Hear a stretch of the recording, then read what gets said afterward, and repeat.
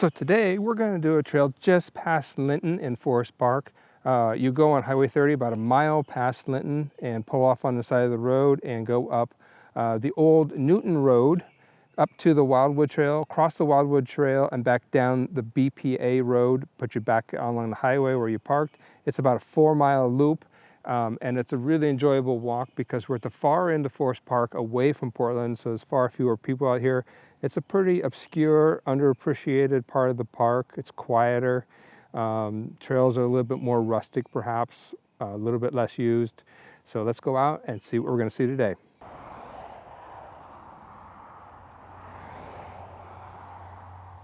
I used to come here all the time and have this place totally by myself, but it's become a much more popular trail since the COVID-19 lockdown. Seems like people have discovered this trail as a kind of a quiet area they can go and hike without a lot of people. And this fire lane is extremely steep and sustained all the way to the top. And my sense is that a lot of people are using it as a training hike. See people out here doing some serious runs, serious walks back and forth, repeating that hill. So I think that's why a lot of people are coming. Far fewer people do this loop we're going to do today. Let's go check it out. I would just start out by walking up this road bed. It'll turn and go steeply uphill in just a moment here as we follow the power line. This lower stretch is a little noisy because we're right over the main road down here. Got the highway right here. So it gets a little noisy up here. But we will soon turn into a side canyon and get away from this noise. Here, the obscure little side trail goes off. This is our goal. This is the way I like to do the loop. You could start by going up the super steep hill. I prefer to come down it personally. This is the old Newton Road bed, I believe, and starts off as a narrow path through the woods here. Got the blackberries under the power lines here, some willows. Oh, poison oak, look at this. Now, you don't see this in Forest Park that often, I don't believe. Nice shiny leaves in groups of 3. Looks like oak leaves, poison oak. I've never seen it growing over the trail here, but here it is in thickets along the trail. Wow, there's an odd juxtaposition in here of loud road noise with some beautiful bird songs. I'm hearing black-headed grosbeaks, chickadees, and juncos all kind of singing in the same spot here, but barely hear them over this noise of the road here. It's an unfortunate part of this lower part of the trail. I generally just walk quickly through this lower portion because I'm eager to get away from road noise and up into the canyon. But there's some stretches here that are actually very delightful. This sort of meadowy mix here actually is being invaded by blackberries. But it has a feel of countryside here. I think it's one of the reasons I like this trail. So much of Forest Park is in the dark, deep forest. So it's nice to be in these open areas that feel like you're out in the countryside away from the city. This lower stretch starts out with a very gradual incline. It's rocky footing, but not bad. It's not muddy in the stretch. It will turn muddy once we get into the canyon along the creek. So here the trail comes up, turns a large corner, and goes into this canyon, or really probably it's a small canyon, a ravine, where Newton Creek, I believe it's Newton Creek, flows down. And this stretch in here is the reason I love this trail. It's the only place I've found, and there might be others, the only place I've found in Forest Park, we can actually walk along a wild creek for a fair distance. This canyon is situated in such an angle that the sunlight often comes streaming down this canyon along the creek. And it's just really enchanting to walk in here with the light filtering down through the trees into the canyon. Very rarely see people in here on the trail in this stretch. This canyon bottom does get a little mucky in here after the rains, so it's tricky getting to this spot here.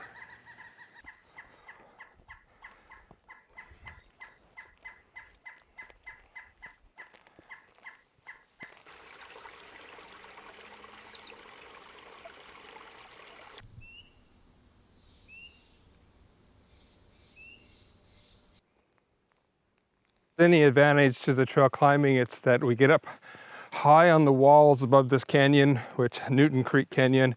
We go up one side, let's see, the south side. We go up one side of the canyon, high up on the walls, looking down into the canyon.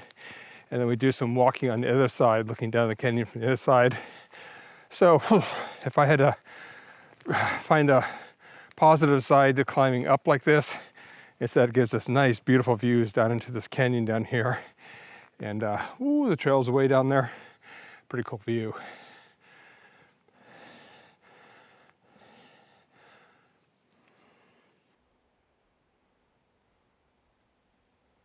As you can see, by and large, this trail is pretty good in here. It's graveled, probably from the old road bed, Newton Road, which goes all the way up to Skyline Road, an important old access road, now grown over. One of the things that I like about Newton Road, hiking up it or down it, is that it follows a narrow ridge that drops off on both sides. It kind of reminds me of being up on the slopes of Mount Hood, up on some of those forested ridge tops. So you're walking down narrow ridge lines surrounded by drop-offs on both sides. I had a great experience up here one time running, and I was up in the clouds, and dense clouds, couldn't see anything in the forest, just swirling through, and the wind was howling, and the trail dropped off on both sides, and it was just really magical. It made me felt like I was in the middle of nowhere. Okay, look at this. We finally come up to a big wide junction here. We're crossing the Wildwood Trail. Right here, we want to go to the right this way along the trail. Straight ahead is the continuation of Newton Road, which goes up to a parking area where the gate is. You can drive down and park in the little parking lot on Newton Road off of Skyline Road. And over here on the left, we have a continuation of Wildwood Trail, which in 2 miles maybe gets to Germantown Road, where a lot of people park and walk out from there. But again, we're going to turn right here and continue out Wildwood Trail towards the far end of the park away from Portland. And this is often a very peaceful, quiet area in here, but because of the proximity to Germantown Road, more people are going to be running and walking this trail than the trail we just came up. So this Wildwood Trail junction is 1.25 miles up from the parking lot. A lot of work to get up here, but only 1.25 miles. And wouldn't you know it, now that we're at pretty much the furthest point from the car, it's just started raining, so we'll see how this goes. I may have to put everything away and I don't know what, make a dashboard or just suffer through this a little bit. But now on the Wildwood Trail, it is about 1.25 miles, and then we'll hit the fire lane, the BPA Road, which takes us right back down to the highway.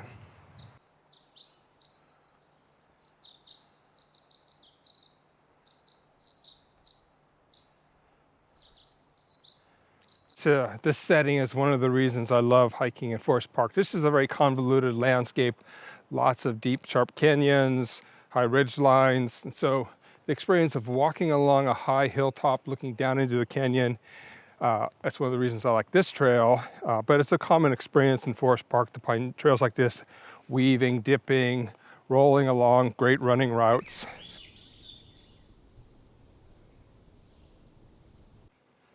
We eventually come to a crossing of the creek.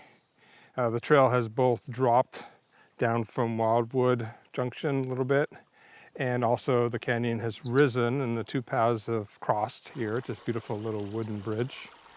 Lovely sound of the creek here, a good spot to just stop and rest and take a breather in this forest, because we climb again. Now we climb back up the other ridge line until we get up to the top where the BPA Road is, and we'll go down that ridge line back down to the car. So even though we're climbing, once we cross the creek, it's just a mirror image of the other side when we're coming down the Wildwood Trail. In other words, it's not that steep, it just dips in and out, goes in and out of little side canyons. So it's not hard to get up to this next ridge line. It is a climb, it's a continuous climb, but it's not steep. Okay, so we have come up on the Wildwood Trail. We have hit the BPA Road. It's a gated road, so it's just for hikers and people that are running and biking only. If you continue on up from here, it's going to hit Skyline. There's a parking area up there, I believe. I've never been there. And if you turn to the right and go down the BPA Road, which is what we're going to do. It's another 1.5 miles back down to the highway. About half of that is flat, a little bit rolling up and down, but pretty flat. The other half is very steep, and that's the hill that I think that people park on the highway and use that hill for training to run up and down it. I don't know. It's a challenge to get down it. We'll find out today. But we have come about 1.25 miles from the junction of Wildwood and Newton. So altogether we've come about 2.5 miles so far. It's another 1.5 miles back down to the highway, so a 4-mile loop. If you want to make it a little bit longer, you could continue up the BPA Road just around that corner, and the Wildwood Trail continues to the right. And I think it's about another mile to a junction where you can drop down on another fire road down into the canyon behind us here, and then come right back up that and rejoin the BPA Road just down here a little bit. It probably adds another 1.5 miles, close to 2 miles to the whole loop if you want a little bit more walking to do, and that's a pretty remote area. In general, that's why I like this whole area, because we are at the far end of the park, and you usually have these trails pretty much to yourself. I like that out here. Because this is a fire lane, the forest is cleared here for fire prevention, and you're following a power line, so it's not exactly natural.